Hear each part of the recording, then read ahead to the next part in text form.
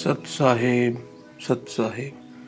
बंदी छोड़ कबीर साहेब की जय, बंदी छोड़ गरीब साहेब की जय। सतगुरुवे नमः। भेष को अंग साध संगत जी को सत साहेब सामान्य जन समाज में साधु संतों के समान में और जीवन के आचरण में रहन सहन में कोई विशेष अंतर है, जिसमें प्रमुख जो उनको पृथक अलग करता है वो भेष है। वेश धारण करना साधु संतों की मर्यादा और ज्ञान का प्रतीक है। अति प्राचीन सांप्रदायिक तौर पर परंपरा और मान्यताओं के अनुसार साधु संत विशिष्ट वेश धारण करते रहे हैं। उसे देखकर हर कोई जान लेता है ये साधु संत है। साधु संत महात्माओं का वेश धारण अन्य समाज से अलग होता है। तो इसी वेश धारण के ऊपर साहेब कबीर ने इसका अंग लिखा हुआ है। इस अंग के बारे में बताया है कि भेष का अंग जैसे जटा केस बढ़ाना या साफ करा देना, कंठ और हाथों में माला पहनना, कंठी छाप, माथे पर तिलक लगाना, हाथ में जलपत्र आदि रखते हैं। सिर से पांव तक साधुत्व के विभिन्न रूपों को देखने में मिलते हैं। आज वर्तमान में आप किसी भी तीर्थस्थल पे जाएं तो साधुओं की वेशभूषा एक अलग ही प्रकार की होती है। गले में बहुत सारे रुद्राक्ष होते हैं, त्रिशूल भी होती है, अलग अलग प्रकार के साधु होते हैं। साहेब कबीर ने इन सभी बातों को खंडित किया है। साधु का मतलब साहेब कबीर ने बताया त्याग, विवेक तथा वैराग्य का प्रतीक, पूजनीय और वंदनीय। परंतु दुख की बात आज ये है कि साधु को वेश धारण कर अपनी स्वार्थ की सिद्धि के लिए दूसरों को धोखा कलंकित करते हैं। आज साधु सर्वत्र अज्ञानता फैला रहे हैं, जिससे जनमानस में भ्रम संदेह उत्पन्न हो रहा है और धर्म की हानि हो रही है। साध संगत को साधु संतों का ज्ञान होना अति आवश्यक। साखी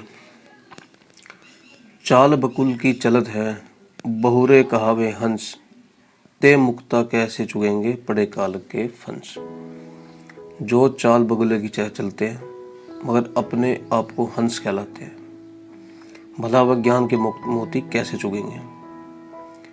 वे काल के फंदे में ऐसे ही फंसे रहेंगे। छली कपटी जिनका रहन सहन ठीक नहीं है वो साधु रूपी हंस कैसे हो सकते हैं। बाना पहरे सिंह का, चले भेड़ की चाल, बोले बोले सियार की, कुत्ता खावे काल।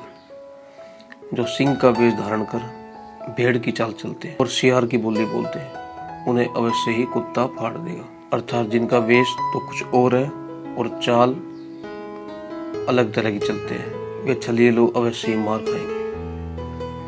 माला तलक लगाए के, भक्ति न आई हाथ, दाढ़ी मूछ मुंडाए के, चले दूने के साथ। माला पहन ली, तिलक लगा लिया, परंतु इससे भक्ति हाथ नहीं आई। दाढ़ी मूछ भी मुंडवा ली, दुनिया के साथ चल पड़े, इससे कुछ लाभ नहीं हुआ। केवल बाहर के प्रदर्शन मात्र से भक्ति नहीं होती।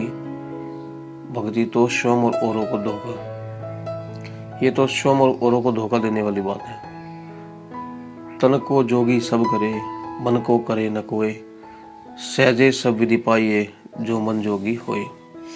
सभी लोग वेशभूषा, आवरण, शरीर को जोगी बना लेते हैं, परंतु मन को जोगी इस संसार में कोई नहीं बनाता।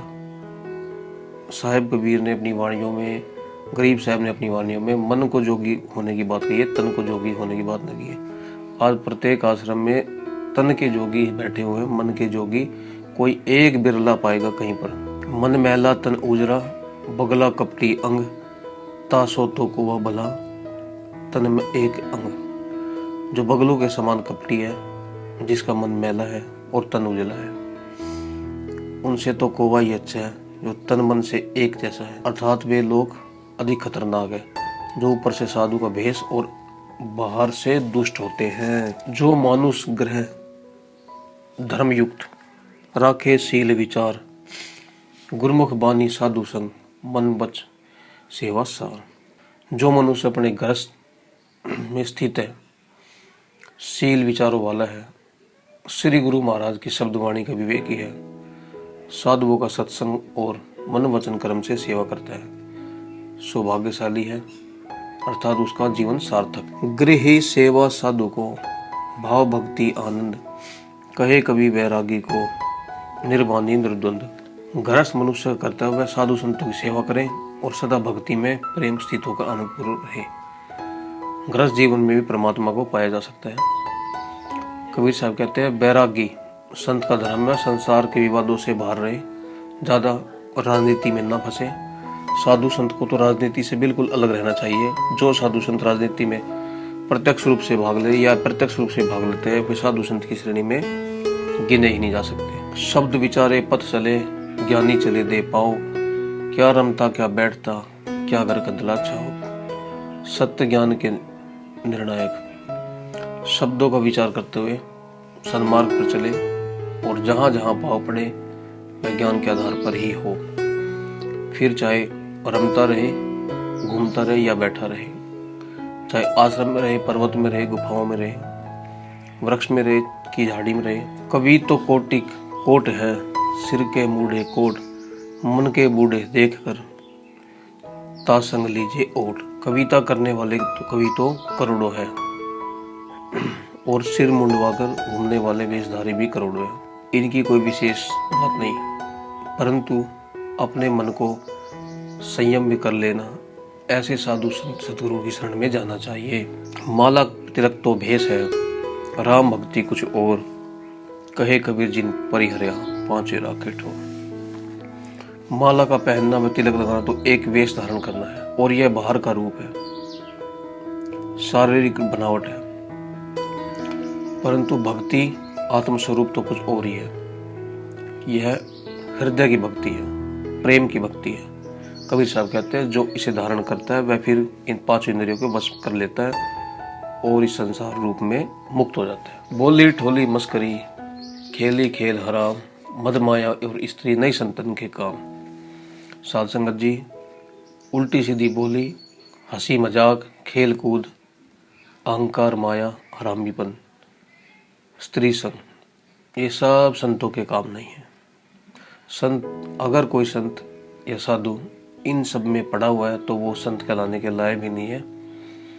ये सभी दुर्गुण है जो जीव का पतन की ओर ले जाते हैं। खुद वो पतन करते अपना और अपने शिष्यों का भी पतन करा देते हैं, तो इनको त्याग देना चाहिए। बैरागी बिरकत भला, गिरी चत उधार, दो चौकी खाली पड़े ताको वार न पार।